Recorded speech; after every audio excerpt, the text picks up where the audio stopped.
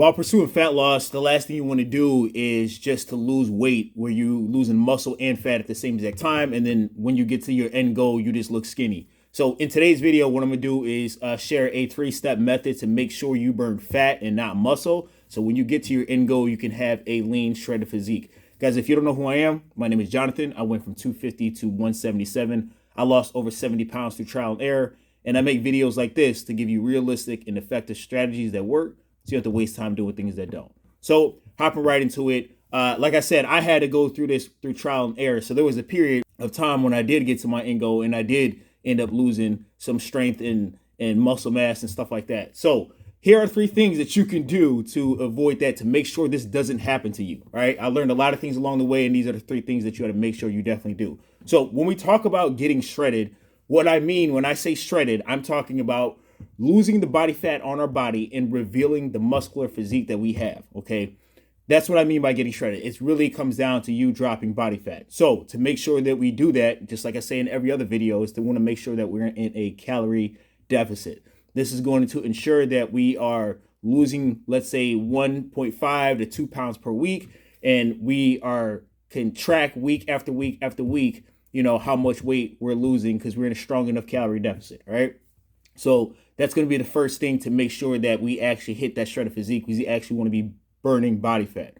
All right. Now, the issue comes when you are in a calorie deficit, right? The issue comes is that if we are not, and this is going to be transition to my second point, if we are not consuming the right macronutrients, we are going to start burning muscle. So what is the right macronutrients? I talk about this all the time. So if we're going to be in a calorie deficit and we want to maintain our muscle mass or even build muscle, we want to make sure we're getting a sufficient amount of protein. So in my last video, I talked about how my calorie number was around like 1,500 because I put my settings at MyFitnessPal to lose 2 pounds per week because I want to maximize fat loss, but there's nothing wrong with that. Now, here's the caveat to that.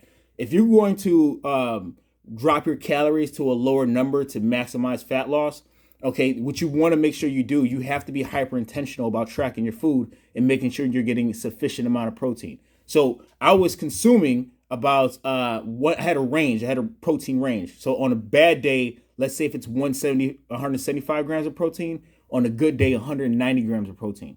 Now, if you go over slightly on the calories because you're hitting your protein number, that's fine. That's not that big of a deal. So if my numbers were 1,500 calories for the day, and I may have ended my day at 1,750 or 1,800 calories, that's fine. That's not that big of a deal. That small calorie difference is not that big of a deal as long as your macros are still good. So as long as your protein intake was still high enough that's gonna help maintain muscle mass, your fat intake was good, and your carb intake was good. So again, if your macros and your calories are in line, you're still going to burn body fat and you're still going to hold on to the muscle mass that you have. Now, in order to really maximize your progress, you should be lifting weights. Okay. Now, when I talk about fat loss, I talk about this all the time, that if you're going to pursue fat loss, calorie deficit, full body training, and high enough protein. But you really want to lock in on the weightlifting portion as well, too.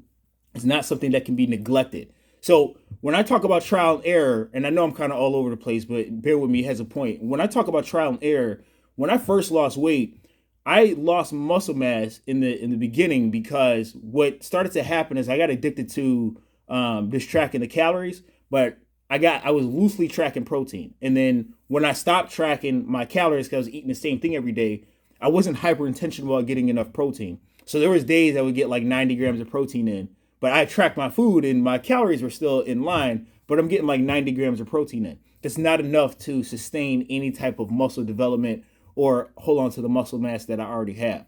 So again, you can have a deep calorie deficit. You just want to make sure your protein intake is high enough where you are going to hold on to muscle mass. Now, the question comes up, okay, well, Jonathan, how much protein should I consume? Now, what I did is I went to bodybuilding.com back then, and they had a protein calculator like, okay, how much protein do I need if I want to maintain muscle mass or lose weight? And they kick out a number. What I tell everybody to do is have a range, because every day, and realistically, when you eat, every day is going to be different. Sometimes you won't hit your numbers the same way you did on the previous day. So I have a range. So let's say if your range is, I had a range, let's say, I want to say 175 to like 190. So regardless, I know I have to, if I eat these things, I'm going to hit this range. And jumping down to the last thing, which is the most important, which is the weight training in the gym. Now, there's a certain way that we do this. Okay, so when we are approaching weight training, I always talk about full body, and I always talk about doing moderate reps, between 8 to 12 reps, 3 sets. Now, when you want to maximize holding on to as much muscle as possible, you can have a couple sessions in there where you are lifting heavier, right? So for me, when I go to the gym now, I usually do like leg press, leg extensions, but there's a couple days I go heavier on the leg press, a couple days I go heavier on deadlifts, a couple days I go heavier on bent over rows. Those are the things that you have to do just to make sure that when you lose the weight, you're not just skinny, but you have a athletic physique. It's really not that complicated though. So to sum this all up, we want to make sure we're in a calorie deficit. We want to make sure you're getting high enough protein. And when it comes to the weightlifting portion, it's okay to gradually increase the weight.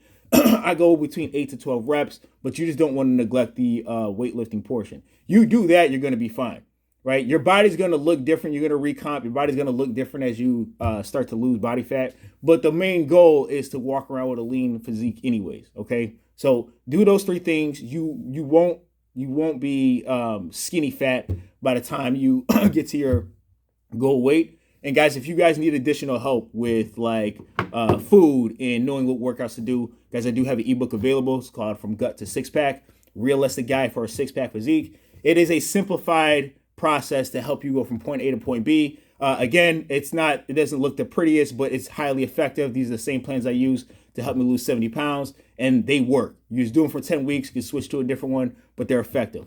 Stay tuned for more content, and thanks.